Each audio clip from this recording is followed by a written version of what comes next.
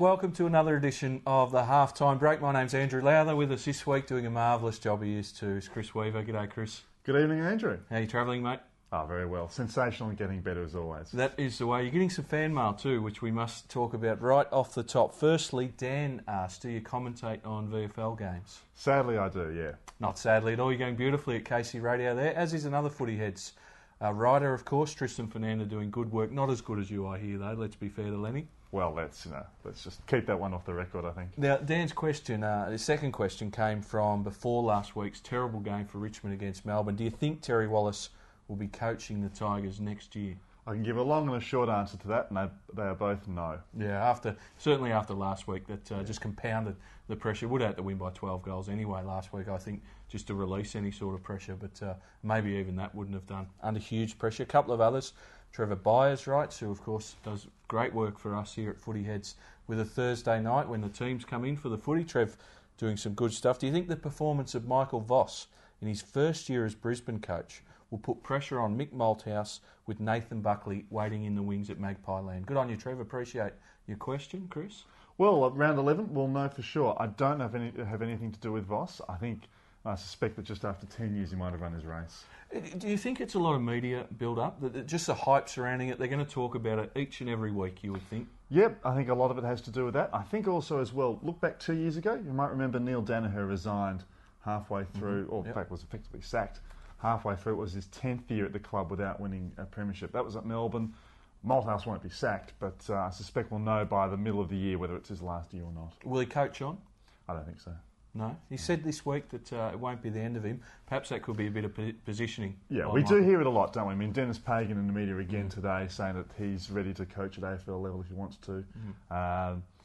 Unfortunately, I think it's the simple fact that we often overrate how popular previous coaches are in getting appointments elsewhere. Yeah, that's very true. Green Eyes, especially in the current circumstance too, where you're talking about youth seems to be the thing that's in vogue with Clarkson and Roos and these guys. Worsfold, of course, doing so well. So I'd reckon that's the way. They tend to be sheep, don't they? That's the way they'll go. Yeah.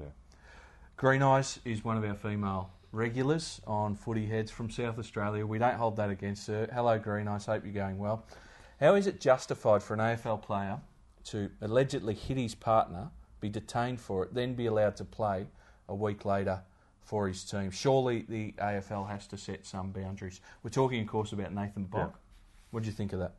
Well, of course, what the AFL can do is if they think that a penalty from the club is insufficient or inadequate, they can step over the top and they can penalise the player or the club a further amount. The important thing, I think, with this is to look at the actual contracts and the form of the contracts which are used by the players. It's effectively a franchise agreement, so they become employees of the AFL. I have to admit, I think that Nathan Bock, this has gone beyond being an issue for the club, and I'm not sure how a longer suspension is going to help either his employment or his club's financial line. It's a matter for the courts now, and that's where it will be resolved. And without sitting on as a moral judge on these sorts of things, you would think that at times they're really sensitive about chicken videos. I reckon they might have dropped the ball on this one. Possibly. But again, I think what's interesting is it's been trialled by media so far. It's an issue for the courts and it's got to be treated very sensitively. Yeah, here. Let's get into the halftime break. The talking points of the weekend, or from the weekend, of course, Terry Wallace is one. We must pay our respects to Richard Pratt as well, who is gravely ill. We send our thoughts from Footy Heads to all Carlton supporters, the Carlton footy fraternity, and indeed his family.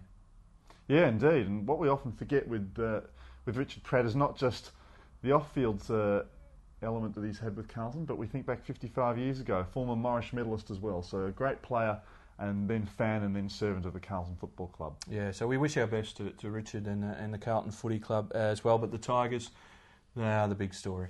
They are, aren't they? In fact, come to think of it, the two big stories from last week have effectively continued on this week. We've got the Tigers and their inability to beat Melbourne last Sunday.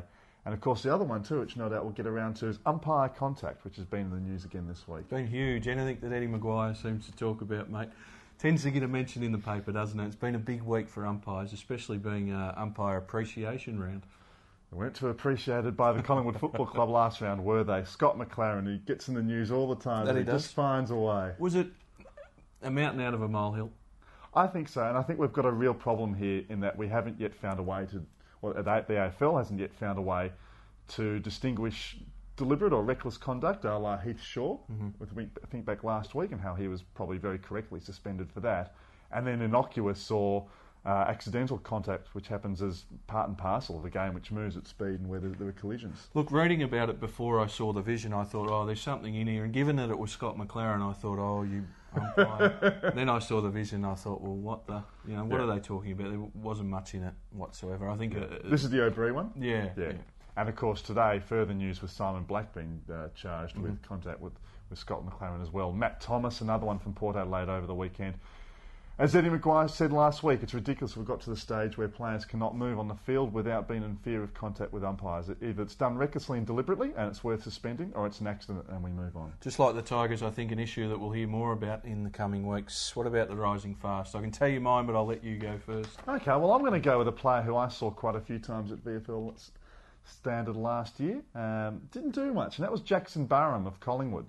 And he was in and out of a side which I have to say didn't play a great style of footy in the VFL. But last week, came to a side that was 3 goals down at half-time against Brisbane, the non-debut, I think, 30-odd possessions, and has won the Rising Star Award. He deserves to get the nomination from us, too. Played really well on Friday night. We talked about your VFL stuff earlier. I think you saw him in round 1 of the VFL a couple of weeks ago. And from what I understand, he wasn't outstanding.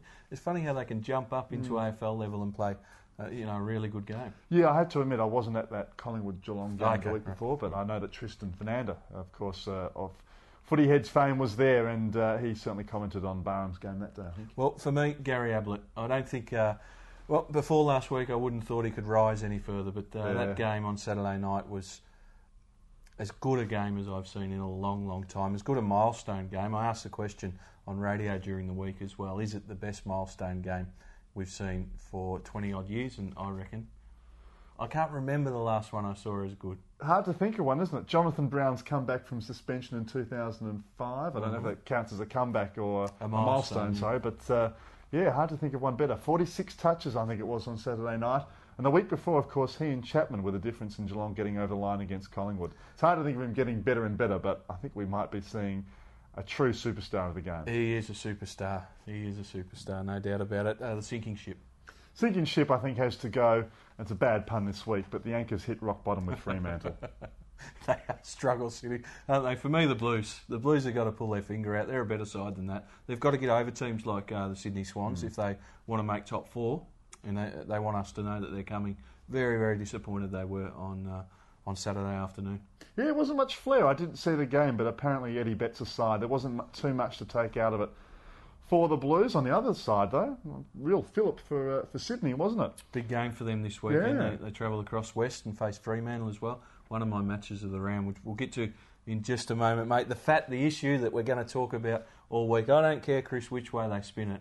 We'll talk about Terry Wallace, Terry Wallace. They can say that they've got mental problems or they just can't get it done on the park or that they're sticking together tight. But this issue will not go away. Won't go away, will it? It's the end of 5 years of planning. Nothing as of yet has come to fruition, and we'll know more by Saturday night. But you can be assured every paper and every talkback radio station in the land will be talking about him. Yeah, certainly. That is correct. I think our papers will be filled. We talk about Richard Pratt's legacy at Carlton as well. You've mentioned it. We do hope him a safe return back to health, although it doesn't look good. And I think we forget too just how deep a mire Carlton was still in as recently as 2 years ago. They'd come off double wooden spoons, still hemorrhaging money. He took over from a very divided board from Graham Smorgan. And obviously the price fixing issues with ASIC and the ACCC got him in trouble. He's no longer president of the club, but still his figure looms large. Yeah, Navy Blue heart, that's for sure. And all Blues fans respect him and greatly admire what he did for the footy club, what he has done for the footy club. Round 5, mate. We're here already, round 5. Yeah. Matches of the round. Well, I'm going to go for 2, which have both been played outside Victoria this weekend and haven't got as much publicity as I thought they otherwise might, perhaps because it's the Anzac Day round. Friday night, Port Adelaide versus St Kilda. St Kilda have only ever beaten Port Adelaide at AAMI Stadium on one occasion. That was 12 years ago. Good record against Adelaide, but not against the Power. And the other one is on Saturday afternoon, Hawthorn versus West Coast Eagles, that game in Launceston. 3 years ago, Sydney were 1-3 after 4 rounds and struggling with a bit of a premiership hangover. They ended up losing the grand final that year for a point. And a bit of a test to see this week for Hawthorn whether they can manage the same sort of rise. Yeah, I think so. I think the Hawks need this one as well. They would have marked it in no matter what their pre-season was like when they saw the draw come out. So they want to win this one. I'm going outside Victoria as well. The Freo Swans game, I reckon, will be a beauty. And, of course, like you said, Friday night, Port Adelaide to take on the Saints. I reckon we'll learn a lot about both of those. I'm going to grow taller this week too. Hopefully we'll be back next week. Hey, you're growing prettier, mate. That's good in 1 week. That's it, footy heads. Leave your comments down the bottom. Ask Chrissy a question, and we'll be back next week.